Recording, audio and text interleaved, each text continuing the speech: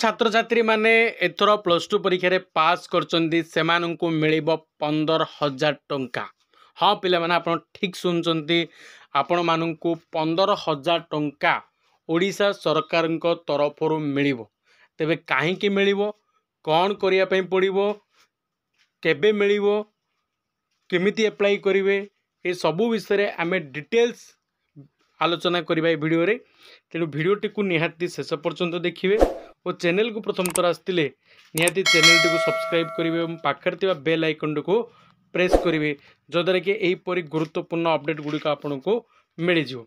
जो देखो जदि जो पिला मानकर कथा कहीदे जो पिला माने प्लस टू रे पास करचंती बेसी मार्क नाइ मिनिमम 50% मार्क रखिचंती से माने प्लस टू रे, ताले सेमानंकु राज्य सरकार तरफरु 15,000 टंका मिलिबो।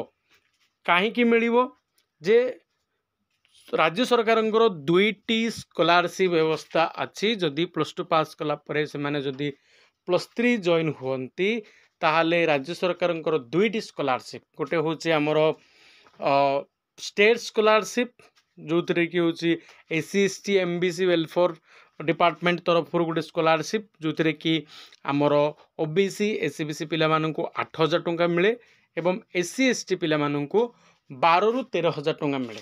यहाँ गोटे स्कॉलरशिप जो मिनिमम 50% दरकार एससीबीसी ओबीसी पिला माननकु, एससी एसटी पिला माननक पई 45% मार्क हेले से माने पाइजिवे स्कॉलरशिप टी। यही स्कॉलरशिप माध्यम तुमको 8 ରୁ 10,000, एससी एसटी हेतिले 12,000 टंका मिल जिवो। एवं आउ गोटे स्कॉलरशिप अच्छी ओडिशा सरकार जोड़ा हूँ तुम निर्माण श्रमिक कल्याण स्कॉलरशिप, जो स्कॉलरशिप माध्यम पिला माननकु 7,000 टंका लेखे मिले। मोट उपरे 8,000 स्टेट स्कॉलरशिप, निर्माण श्रमिक स्कॉलरशिप बा जाको आम लेबर कार्ड स्कॉलरशिप कहे से तुमको 7,000। मोट उपरे तुम जदि प्लस थ्री पढ़ुच ताले वर्ष को तुम 15,000 टंका स्कॉलरशिप मिलिबो।